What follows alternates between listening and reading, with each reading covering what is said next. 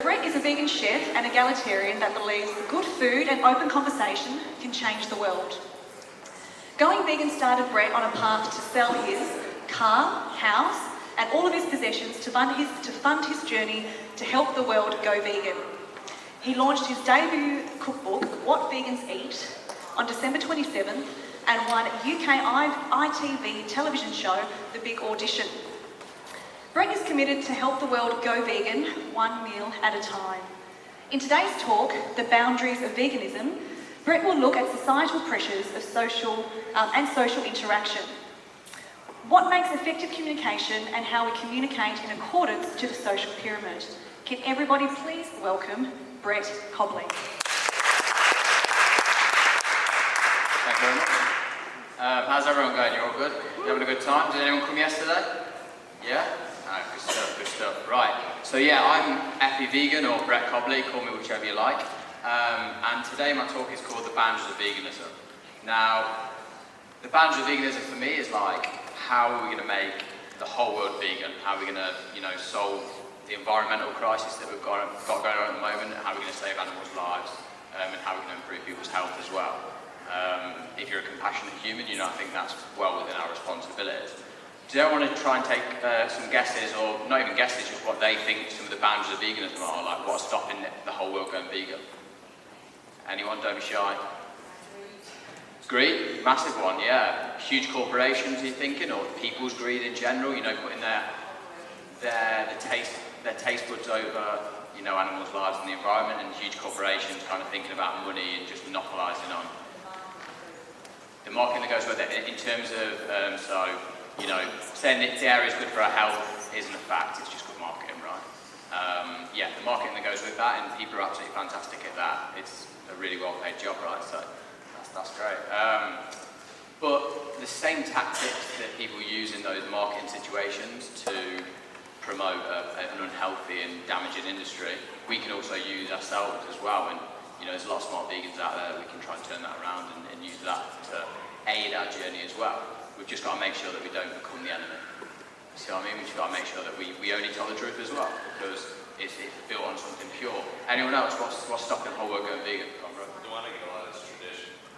Tradition, yeah, tradition. I think it's so, and we touch on that a lot in this is tradition, because within the social pyramid, it will talk a lot about where tradition comes into that and how that can stifle the movement. Any others? Yeah. Conformity, yeah. And a lot of that is with tradition as well. People want to conform to what everyone else is doing. And, someone once said, I can't remember the exact person who said it, but in prison, you could be in prison with people who murdered people, right? You can be in prison with really dangerous people. And the worst thing you can do to someone who's in prison is put them in solitary confinement. Yeah. With that drawn to be in a group, that we're so scared of being alone or an outcast, because if you believe in, normal theories of evolution, if you were the outcast, you died, right? So we want to conform because we want to be just like everyone else, because that's how you survived previously. Now, I don't think I've messed up the next slide's meant to be blank. So, as part of what are the things that are slowing us down, I want to do a little experiment.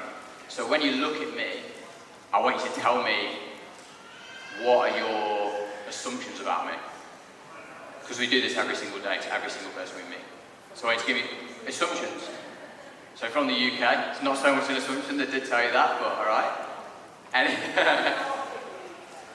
yeah, from the Midlands, but anywhere above London, everyone in the UK assumes this is the norm, so yeah, that's good. Anyone else, any assumptions? Get as deep as you like, or as superficial as you like. Yeah, young man. So yeah, 80% of my followers are women, and that's pretty much how veganism is built up, right? It's kind of that ratio. Any other assumptions? Because we do this every day to everyone you meet, whether you think it or not, whether you actively think. I say that's See, there we go, that's an assumption. Not really correct. I left school as early as I possibly could. Not to get into it now, but because I had an argument with a teacher, and I was too stubborn to say sorry, so I just left and I went and got an apprenticeship. So yeah, like that's an assumption a lot of people make about me. Everything I know, apart from like experience in life, I taught myself. So even the cooking side of things, and yeah, I think that was a big struggle for me as a youth to actually learn things. And now I firmly believe that you have to admit that you know nothing in order to learn anything, right? You can't go into it with preconceived ideas of thinking that you're going to know everything. But yeah, that's some assumptions about me, right? Now, if I'd have come up here about a month ago, I had hair down to about here.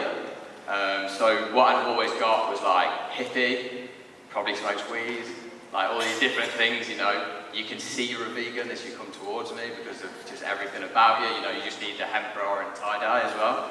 And I can see that coming. But yeah, that to me that's one of the boundaries of people going vegan, is that we don't connect with people because we make an assumption about them when we first meet them. That to me, that stifles a lot of happiness and connection in life, is that when we see someone, we take all our experience and baggage and we have preconceived ideas about someone. So, has anyone ever heard of Jay Shetty? Yeah, see Jay Shetty, a lot of what he does now, he was a monk for a while, but now he's a motivational speaker. And he says, I'm not who I think I am, I'm not what you think I am, I actually am what I think you think I am. So, although other people do have preconceived ideas about you, you can spend your whole life living in the shadows purely because you think everyone thinks your hair looks stupid. Or you can think, oh, no one will like the way I dress or my style. Everyone will think I'm an outcast because I'm a vegan, right? Everyone's going to shun me. But you have no idea what people actually think about you. And every single person, as you go through life, creates a complete alternate reality every time they meet you. Because every time they meet you, they create another version of you. And they have another version of you in their brain, and every single person who's ever met you has got a version of you. If I'm having a bad day, someone could meet me and go away and tell everyone it's an absolute douchebag. This guy sucks. Like, I was having a bad day. But that's another version of me that they've created. And when you start any movement, when you become part of a movement, you're dealing with this all the time. So what do you reckon is in the bag? Anyone? Because it's hindering him, isn't it? He looks like he's struggling. I mean, you can barely see over it. Does anyone want to take a guess at what's in the bag? Troubles, yeah. All the anxieties about what the world thinks. Yeah. Judgment, yeah, definitely. Has anyone ever heard of determinism? Yeah, determinism is something that massively changed my life and changed my perspective in the way I look at things. And basically, determinism means that firstly, you're the sum of everything that's ever happened to you. So every single thing that's ever happened to you is sculpted and changed your life to be something different, and to set you on a new course. And also, that coupled with how you were born, where you were born, what kind of environment you were born into, did you have running water, all of that kind of stuff set you up to lead a certain life. But then coupled with everything that ever happened to you made you the person you are. And that sounds like super obvious, right? But every single person you meet, they're also on a path. And they've also got this baggage, but you can't see it, but they're carrying it all the time. And every time you have an interaction with someone, they're coming at it from a different standpoint to what you are. And they're coming at it with that baggage. So actually, is anyone who makes anything does? I stole loads of other theories and I put them together and I made my own theory. And a lot of my theory is based on kind of like Maslow's hierarchy of needs. Anyone ever looked at that? You know, what do we need to strive and what do we need to survive and things like that. But I call this the social pyramid. And the social pyramid to me is how we interact with people. So when you meet someone that you've never met before, what's like a very stereotypical thing to connect with them on? I know what it is in the UK. In the UK we always say, the weather sucks. Oh, the weather sucks. Or if you live in a city, oh God, traffic's terrible. Oh, and people out here tell me traffic's terrible. Traffic here is amazing. I was in a taxi the other day and he was taking me back to my friend's house and it was like, he kept going, oh, traffic sucks. I was like, it's still like 3 cars, right? Like, we'd be bumper to bumper in London right now, this is great. But again, that's an environmental thing, that's wherever you are, if you're in a less stressed environment where there's not as much traffic, you'll just nitpick over the things that are there, right? You just get used to it. But yeah, that's why we connect over the environment, because from a social standpoint, we know that's something we share, right? We know we share the environment because we're both in that place at that time. I've told 10 people how big this hall is. I keep going, a lot of seats in that hall. Who else is speaking in that hall? A lot of seats in there. Because it's just a thing to comment on. Because it's an environment, and it's something you know you can connect, because they've also seen the hall, and they also know it's hot outside, because they know the weather. But that's something that you can definitely connect on. What do you think is at the top of the pyramid? I know it's the heart, but what do you think that represents? Intimacy is a good one. Yeah, definitely. Anything else? Because like tradition massively ties into it as well. Religion, I'd say, falls into that category, and I'd also say that's where veganism falls into. And maybe that's why people refer to it as a cult a lot. But yeah, it's intimacy, it's your ethics, it's your core social moral beliefs. So if you meet someone and you say, what do you think of the weather, or what do you think of this city, or what do you think of the traffic, they can connect with you fairly easily, because that's something that they're also experiencing that. And everyone experiences things from different angles, as we said, but they are definitely experiencing it because they're in that moment at that time, similar to how they have an experience when they meet you, and there's things that you can connect on. What do you think someone's reaction is if you make an offhand statement about religion as soon as you meet them? If you state, hi, I'm Brett and I am this religion, what do you think someone's reaction is? Because to me that goes one or two ways. They go, I'm that religion as well. Oh, isn't it funny being that religion? Like, do you go to this church? Do you go to this mosque? Do you go to this place of worship? What do you do? Or you burn a bridge entirely, because they go, I'm not that religion, or I'm not religious at all. And you burn a bridge, and you instantly create a gap between you where you could have connected, because you could have built a social rapport, talking about other things that you know you had in common, started to get to know someone. You've instantly burned a bridge. And I think it's also a thing that we do a lot with veganism. So there's the really common joke, how do you know someone's a vegan? It's like, don't worry, they'll tell you about it. Yeah? And that's because we're proud. We're proud people, right, being vegan.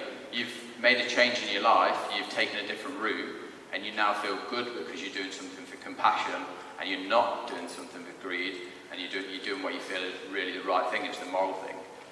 But if you say, hi, I'm Brett, the vegan, nice to meet you instantly, it goes one or two ways. Either they say, I'm vegan as well, or I'm veggie, or yeah, great, nice to meet you, I love munching plants as well. That's fantastic, and you can connect on that. And I'm sure many people have been in a situation before where they've met a vegan and they didn't expect to,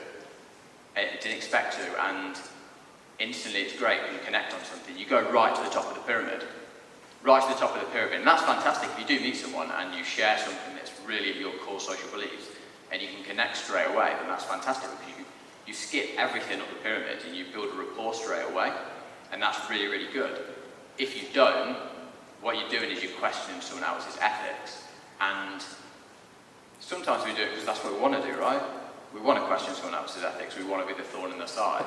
We want to remind them that the thing they're eating is actually a sentient being, and it's not a commodity, it's not a sandwich, it's not an ingredient, right? It's a sentient being, and it should be respected and loved the same as humans should be loved. But I don't feel that's always how we're going to connect with people and build a rapport. It might be a different situation to go into a slaughterhouse lockdown. That is a time when you need to ignore the social pyramid and you want to go in as direct action, and being militant is what you want. Because what you want is you want to lock down the slaughterhouse and you want to be in the news. That's exactly what you want. You want that publicity over it. But if you want to connect with people, individuals, in social situations, and actually build up a rapport and let them know that actually a vegan is just someone who is educated themselves about what's actually going on in the world and chosen a different path of compassion because that's what they feel is right. But everything else that makes up that person is just a normal person. They have all the other social beliefs and all of the other passions. They might like comedy, they might love boxing, they might like loads of different things. But then they just chose compassion as well, and they're just a very normal person. So I think that's a really good way that we can actually connect with people and start to build a rapport, is to actually build that rapport from the ground and not always jump straight to the top of the pyramid, as we wouldn't state what religion we are either. Does anyone oppose that idea? Does anyone like that idea? Is there any way that have you ever felt in a certain situation that you have done that out of instinct, and then has it gone bad, has it gone good? Because I want to workshop this and I want people's situations as well. I think it's really important to have friends that are not vegan as well. Yeah. But not to push it away, but just to have morning tea or something that is nice to you. Perfect, exactly. Let them know it is, you know, but Yeah. don't push it because I think the first thing you do is Yeah. So, because a lot of the reason that I started to think about this is because my journey with veganism is that I had a conversation with someone that wasn't vegan either, and he said that he watched a documentary and they did blood tests on people, and the people that were vegetarian or vegan actually had better blood test results than the people who weren't. And I went, nah. That doesn't make sense. I went, obviously you need animal products, else you'd be super unhealthy, right? And he was like, yeah, that's what I thought, but like, seriously, on this program, it just seemed like vegans were healthier. I was like, that's really interesting. So I just Googled it, reasons to go vegan, why would you go vegan? And 101 reasons to go vegan came up. Has anyone ever seen it? 101 reasons to go vegan, for anyone who hasn't seen it, is someone really similar to this, standing in front of a presentation screen and with a microphone, and he does a few different things. He does something called a Rorschach test, which is where he tells an active lie to the crowd and convinces them that that's the truth, and then tells them that that's what the meat and dairy industry is doing to you every single day when they put a happy picture of a cow on a bottle of milk. They're just telling you a lie, or they tell you that the calcium from cow's milk is great for your bones. They tell you all these different lies, and they convince you of it because of everything that we've ever been taught and our social beliefs and our structure that's in place, and how society keeps reinforcing those things by putting glasses of milk in school for kids, right? Because obviously like the school system would never do something that was ever bad for your health, so you're like, I completely trust them, so yeah, milk must be great, right? And that's what he does. He tells an active lie. He does it really simply. He puts two big dots on the screen, a red dot and a blue dot, and he says, it's like the Matrix, which one are you going to choose? He says, they look the same size, but they're not. One's bigger than the other, and he makes everyone vote on it, and people just vote for either one because he tells them they're not the same size, so why would he lie to me about that? They pick it, and then he goes, actually, they look the same size because they're exactly the same size, but I lied to you and you believed me, and I met you like 5 minutes ago, and that's what everyone's doing to you constantly. The second thing and at that point I was like, having ego like everyone does, I was like, oh, I hate being lied to, that's super annoying. Like, I like to think I can see through any lie, so it gets you back a little bit and you're like, oh, okay. I don't know what the point of that is, but fine. And then he says, if you walk outside now, just walk out into the street and someone's hitting a dog with a baseball bat, what'd you do? And I was like, well, he's not going to do it for long, because I'll take the baseball bat off him, and I'm going to call the police, and I'm probably going to take action, and all these different things, and you start to get a bit angry because you want to protect an innocent animal, right? And they says, what if it's a pig? And I just thought, why would that change how I felt about it? I could still protect the pig, and I'd take the baseball bat out, nothing changed. And then I went, oh yeah, I eat one, I don't eat the other. And that's how all society is set up. And when I took a step back to think about it, it really went deep, and it went straight to the top of my ethical beliefs, because it made me realise straight away that, actually, that's how people in society are treating animals all the time, and I was paying for it as well. I wasn't doing it, but I was paying for it. It was as if I was paying the guy outside with the baseball bat, right? But I had to find that myself. I had to Google it myself, because I had so much ego that if that guy was a vegan, if he wasn't just another guy at work, and he went, I was eating my dinner and he said, you shouldn't be eating that, it's really bad, that's an animal, all these things, and started shouting at me, I wouldn't have had it. I'd have been like, bro, I'm eating my dinner, get lost. And I just wanted to talk to him again, that's it. I'd burn a bridge straight away, because I wasn't willing to hear it.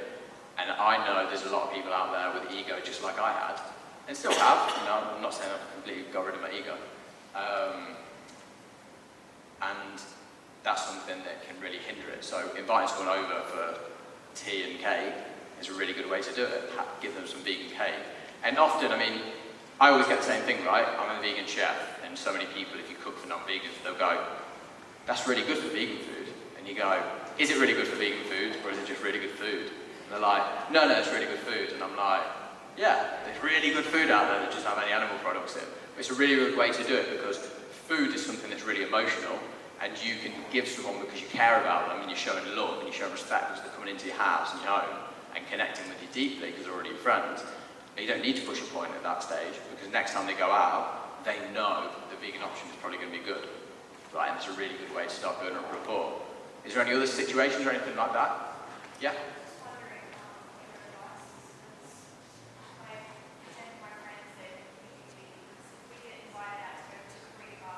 Yeah.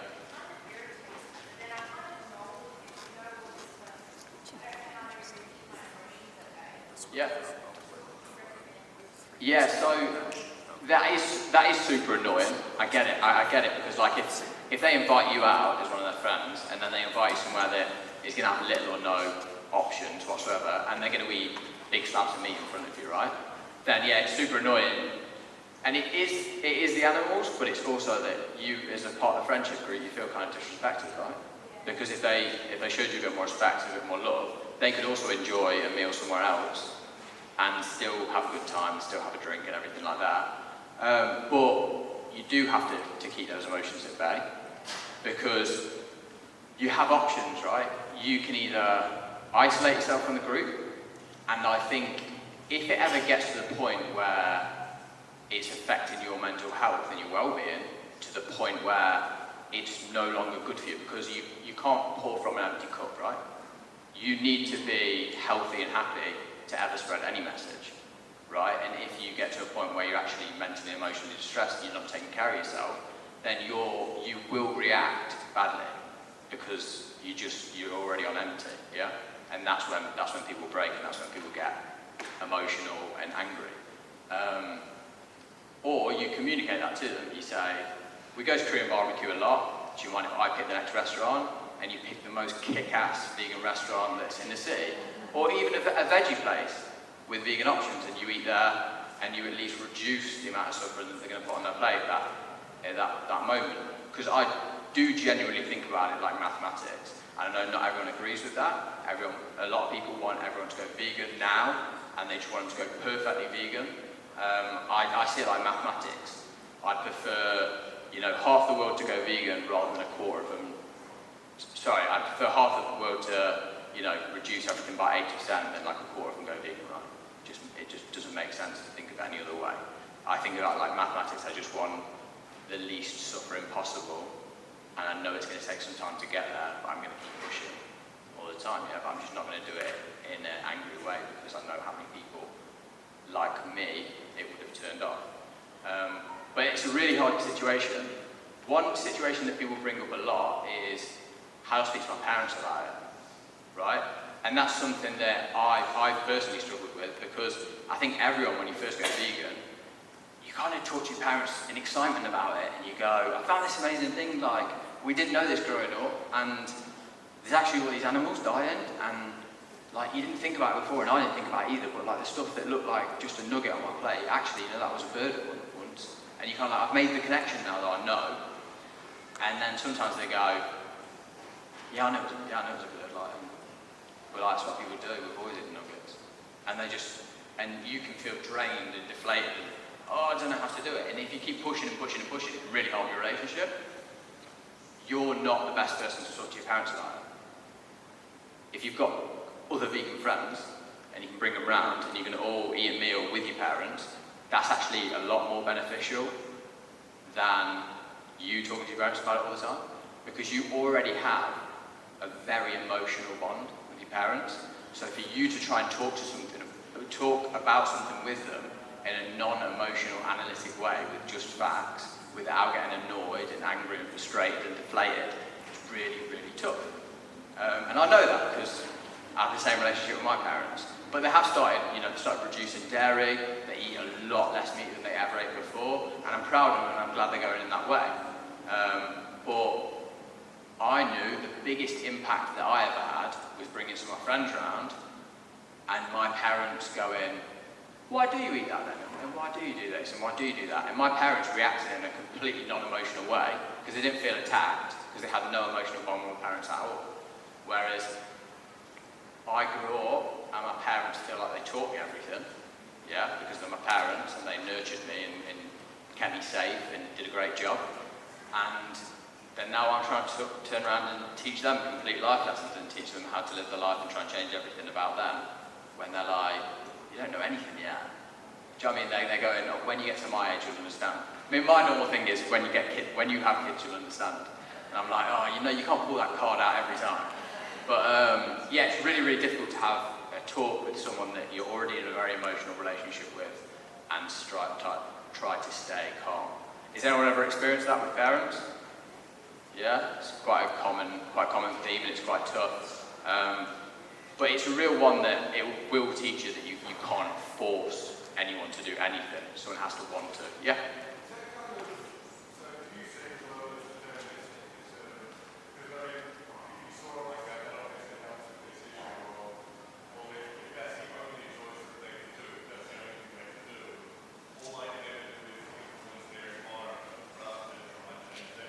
Yeah.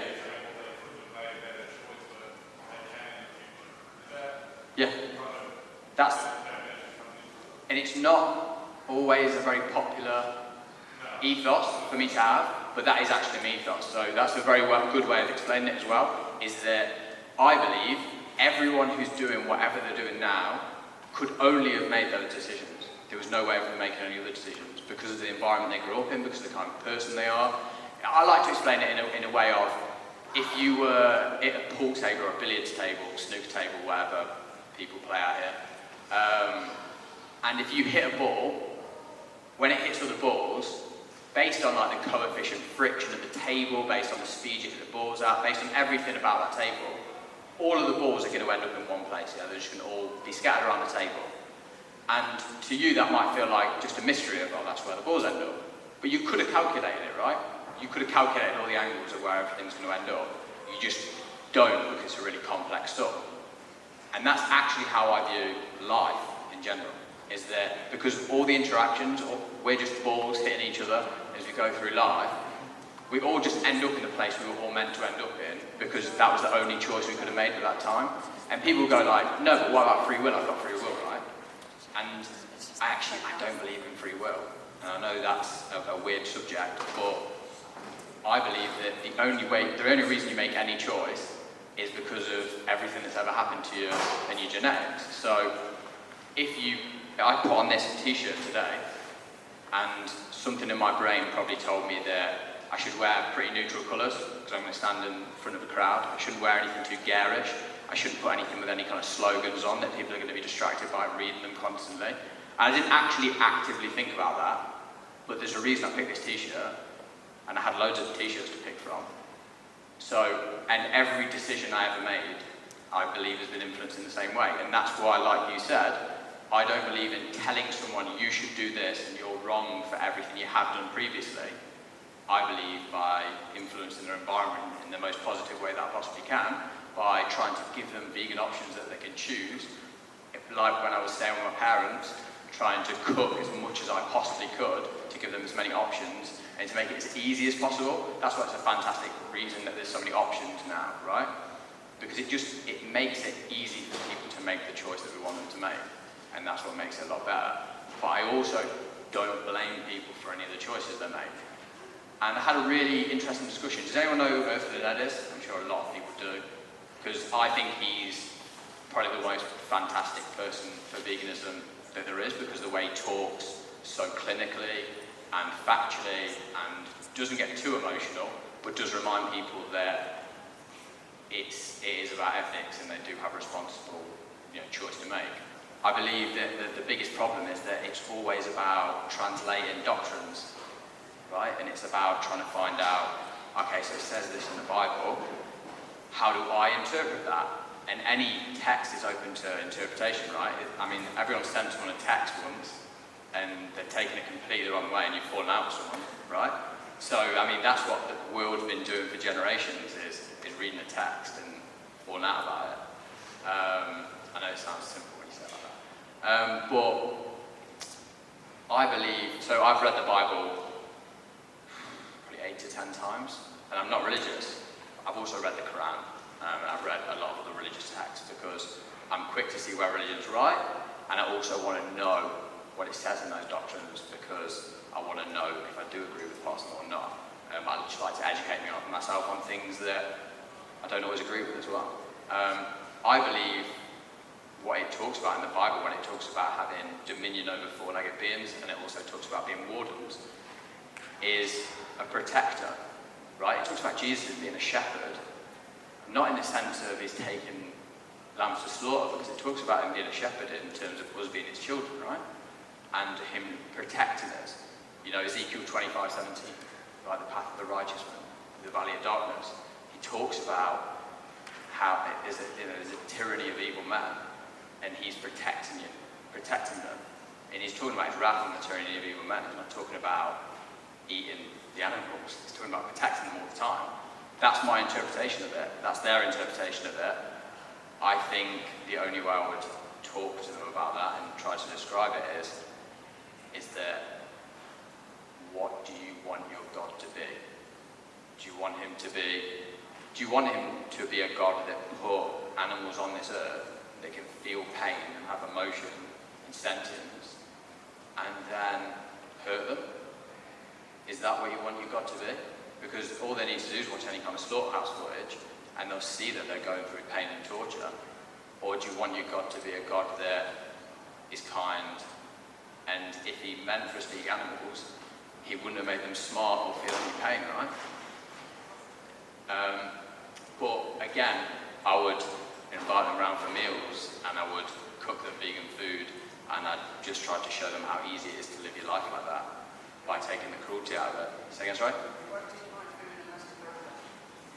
Okay, that's very interesting though, because usually when I find someone won't engage at all, sometimes, so there is a point at which you are in a situation with people that can't be changed, yeah? And that's normally in their own head, they're putting that barrier up. You're not doing it for them, you're not burning a bridge, but they're putting a barrier up. And you can't always climb it. Sometimes we need to accept what we can't change, right? But trust me, they do have a lot of conversation with themselves. If they're at the point where they won't even eat your food, they're already thinking about it a lot. But yeah, so. Yeah, just going back to husbands. Yep. Husbands. Over 30 years ago, I decided I didn't want to eat meat anymore. And I thought my husband was a meat eater, so I just stopped because I always cooked. Yeah. And I just stopped cooking meat. I didn't tell him. So for 3 months, I cooked this, I was vegetarian at the time. And he just ate it and, you know, liked the food and everything. And it was only after 3 months I actually said to him, did you realise you ain't had meat for 3 months? Yeah. He said, no. He said, no, I was looking for it. So I think that sometimes it's better not to say, make an announcement you're going to become vegetarian or vegan, because males will often straight away rebel and hate that food. Bloody man. Yeah. No, 100% agree. Yeah. And it's very similar, you know, because they know you're vegan and they know that you're not going to cook something that is like that, then yeah. For anyone who didn't hear, what's your name, sorry? Ray? So Ray's saying that when she decided to not eat meat anymore, she actually carried on cooking for her husband because she does all the cooking. She carried on cooking for him for 3 months, but didn't say, you know, it's all going to not have meat anymore. And he just didn't know this, right? But that's, again, like, anyone ever go into a restaurant and there's just far too many options and you can't decide, right?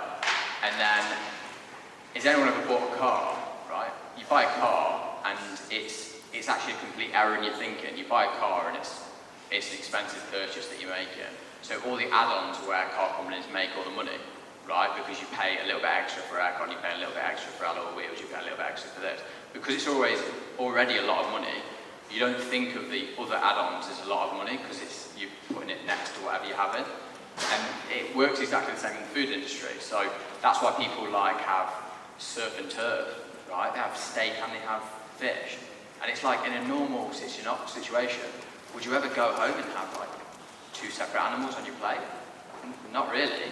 But when you put them in an environment where they can choose that, they like have the extra thing. And when you're not giving him the choice, he's just accepting it because that's the choice. This is food tonight, this is what I'm having. And that's why when you say to someone, do you want this vegan food? They're like, what am I missing? What are you taking out of it? And that's maybe why they won't eat your food.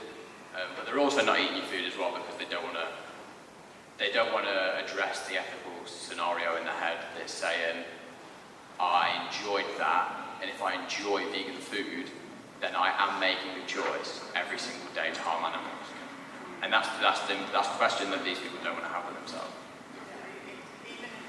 Even meals that we've had before with it, Yeah. prior to it becoming vegan, Yeah. we've eaten and enjoyed like tomato soup, broccoli soup. Yeah. Now won't happen. Yeah. Similar to the parents thing. It's such an emotional situation that you're not always going to be the best person to have that conversation with them. And I know it's really tough because you're with them every day, but that's really tough. And I feel for you in that situation. But yeah, like you said, it's ongoing, and hopefully you'll get there with it. But yeah, sorry that I can't give you all the answers and say do it like this or do it like that. People are so complex. But yeah, people who normally act in that way are actually asking themselves a lot of questions ethically all the time. And a lot of people, does anyone ever have the conversation with people about veganism, and as soon as they know you're vegan, they explain everything about what they eat, they tell you how much percentage vegan they are. They go, no, I'm like 70% vegan, like I only eat on, and you're not even asking. You're not even asking most of the time, but that's because you kind of right at the top of the pyramid and people are feeling questioned and they come up with all these things in their head to justify everything they're doing. And it's a really emotional subject for you to talk about. Any other scenarios that you want to touch on? I feel like it's a bit like an AA meeting. Anyone else? Yeah. Veganism and male identity is a really interesting thing because I've had similar issues with my boyfriend. He's actually quite open in a way, but he's definitely still not convinced. And I think it definitely challenges him on an identity level. Yeah. How do you handle that? Because you're a man, it's probably good to hear from experience. That's why I identify as.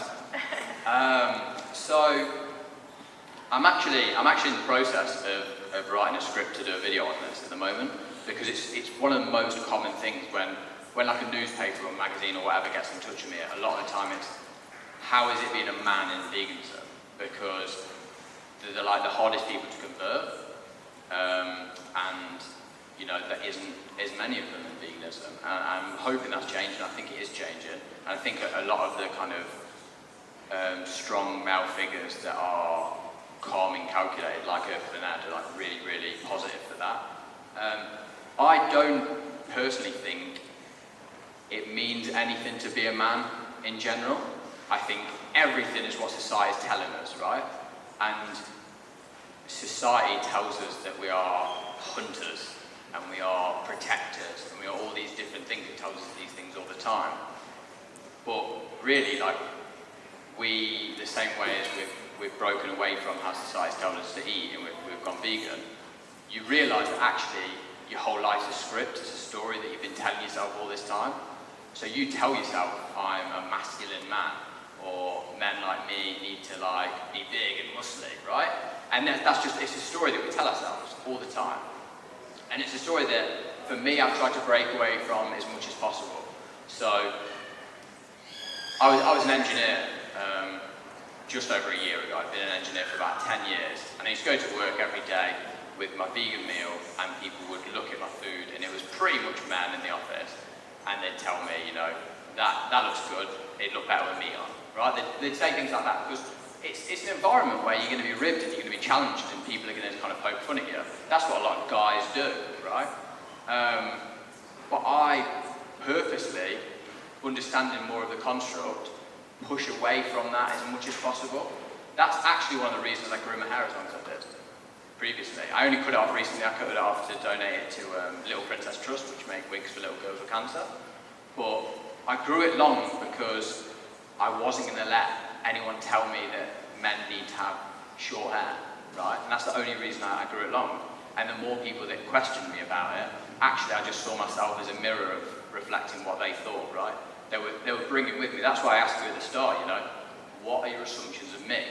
What do you think of me? Because every single person we meet, we make assumptions of them, and we make assumptions of men, just like we make assumptions of women every day, and our assumptions are different based on someone's gender, because we think someone's going to act in a certain way. And I think men are taking that and feeling that veganism would make them weak in some way. And I think a lot of that is things like the protein industry telling you that you need loads of protein, you need tons of shakes and things like that, even if you're eating good meals. But it's also society in general telling you that... I find it interesting because we obviously, people will talk about the patriarchy a lot and how society is set up to oppress women, right?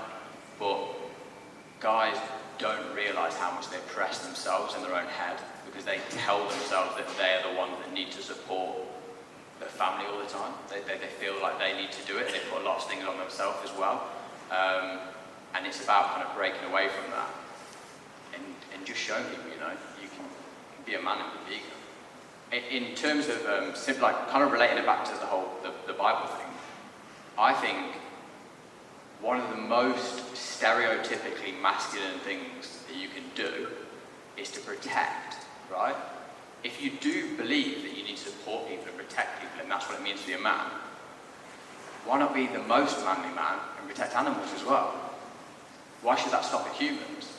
And, you know, I'm not here to play into gender stereotypes, but I'm just saying, like, if that's what people believe in themselves, that being a vegan would make them less of a man, I believe the complete opposite.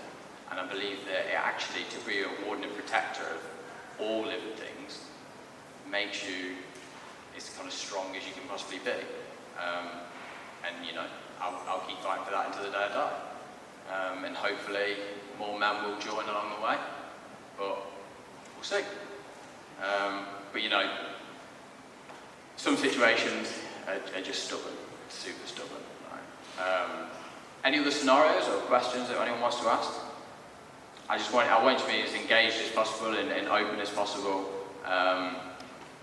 Like I said, I don't have all the answers, but most of the time I ever have a problem or a scenario that I'm struggling with, most of the time it's in my own head, and as soon as I talk about it and open up about it, it fizzles away. This pyramid. Yeah. So when you're talking about this pyramid up here, Yeah. and it's about making these kind of arbitrary connections to people before you go into, hey, I'm a vegan, and that'll burn a bridge straight away. So say if I have friends or I have family before I go vegan. Say if you have friends. Yeah, I mean, it is a hypothetical, but how, like, we see it a lot in society, say you're religious when you grow up, and then you, say, turn atheist, and that kind of, it's already a burnt bridge somehow, even though we already have all these other connections, they seem irrelevant. So, before I went vegan, I had friends who weren't vegan and we're all close, but as soon as I changed, their view on me changed. They kind of assumed these kind of stereotypes of veganism of me, even though they knew exactly who I was. So how do you go about that kind of transition? Yeah, that's really interesting. So I want to actually take your scenario and look at it from the opposite side. So one of my best friends that I spend a lot of time with has just stopped being vegan, right? And some people in the audience will know him, some people will follow him on Instagram and things like that, and he's just gone through his whole experience. He's been one of the, you know, biggest vegan role models for years, and then he's put out a video and says, I'm not vegan anymore. And at that point, he changed. I didn't change. I was still the same person, right? that was when I met him, because we both met each other when we were vegan. And that was flipping tough. And that's maybe how some of your friends will feel.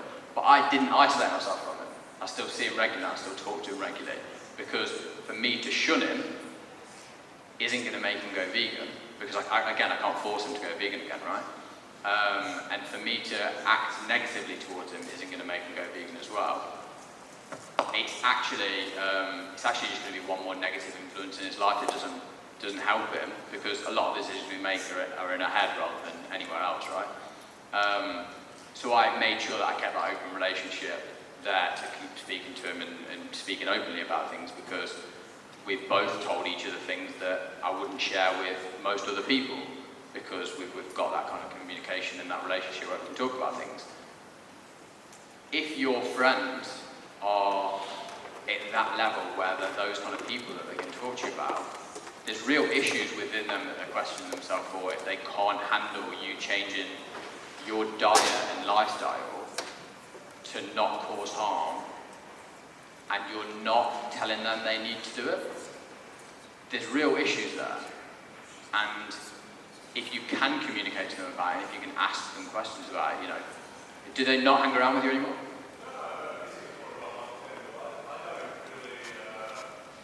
Have friends?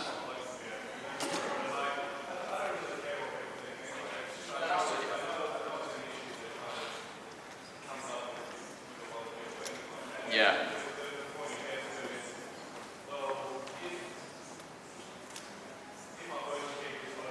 Yep. Yeah. 100%. And similar to what I said earlier, like, if it does start to become toxic for you and it starts to affect your health and you feel like you'll burn out every time you talk to that person, I seriously don't think that you should keep it open.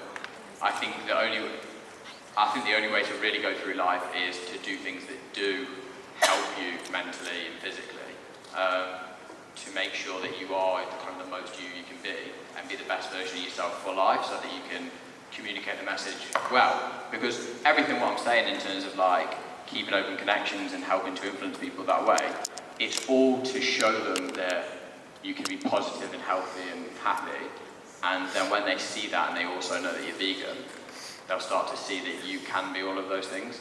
Actually, the reason I call myself Epi Vegan, so I used to be called Epicurean Vegan, and Epicurean is lover of food and drink, like lover of all the pleasures in life, and then vegan was seen for so long as like the opposite of that, like you only eat lettuce leaves or something, right? So I was like trying to break that stereotype even with that. It's a tough scenario if people do that. I mean, in your case, it's kind of more of a hypothetical scenario of people breaking down those relationships. But I think everyone's gone through life where at one time in life you used to go out every single weekend and get hammered. I know I did. I used to go out every weekend, right, and go and party. And I used to do it with a certain group of friends. And then when I kind of went, I don't really want to go out and get hammered all the time, you stop speaking to those friends as much sometimes, because if they still want to do it, you kind of sometimes break apart. And you're not trying to tell them that they shouldn't do it either, but sometimes you stop hanging out with people as much because you're taking a different path. And sometimes in life we do go on different paths from people, but if there are someone that you're close enough with, that you've already had that real strong rapport, you're already at the top of the pyramid, and then you make that change, most relationships will be strong enough to keep that open line of communication. And my message is to encourage you to act as, not act emotionally, if you can help it, to not push them away and to keep those open lines of communication, because they're the people that you actually can have the positive influence on and help go vegan. That makes sense? Yeah, so maybe I went a long way around that, I don't know. I think the time, yeah, cool. Sweet, yeah. Only last slide is just that. Just that's my website, that's my Instagram, that's my YouTube. I put up a brand new recipe every day that I give out for free, so that people can cook, and I'm trying to, like I say, make it as easy for people to go vegan as possible and give them as many options as they can have. And on my Instagram, if anyone ever wants to send me any messages that says they've got a tough social situation or they're just struggling to cook something that night, let me know and I'll always DM you back as quick as I can. Yeah, really thanks for everyone for coming today. It's just nice to talk about these things and talk about them openly and share your experiences.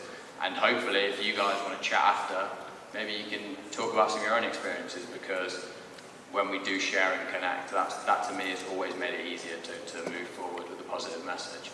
Thank you very much, I really appreciate it.